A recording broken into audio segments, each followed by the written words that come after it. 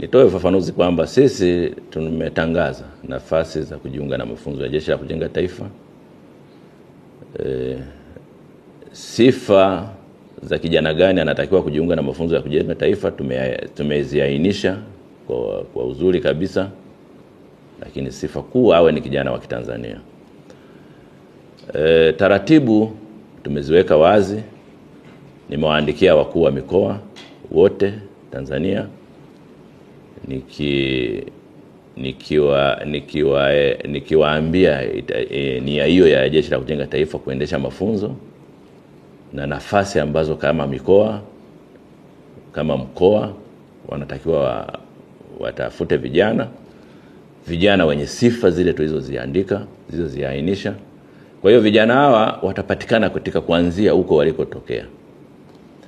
Kwa maana mkoa utaratibu utaweka utaratibu wake, kama ni utaanzia kwenye wilaya, then watakuja mkoani vijana timu kutoka makao makuu ya Jeshi la Kujenga Taifa itaenda kuwachukua vijana hao kwa ajili kwanza kuhakikisha kwamba vile vigezo tulivyo vitoa vimefikiwa, and then tutawapeleka makambini, tutawagawia makambi kwa ajili ya kwenda kufanya mafunzo.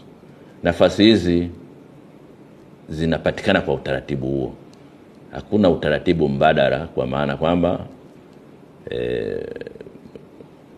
mtu ataenda kutoa hela sehemu. Kuna watu wanatoa fedha kwa ajili ya kujiunga na Jeshi la Kujenga Taifa.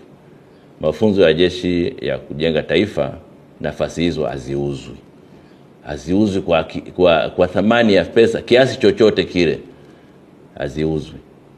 Kwa hiyo mtu asije akadanganyika kwamba mtu mimi namfahamu mkuu wa Jeshi la Kujenga Taifa, mimi namfahamu kamanda fulani sijui, alafu akatoa fedha kwa ajili ya kujiunga na Jeshi la Kujenga Taifa. Naomba niweke wazi kwa Watanzania wenzangu kwamba wasije wakatapeliwa kwa staili hiyo.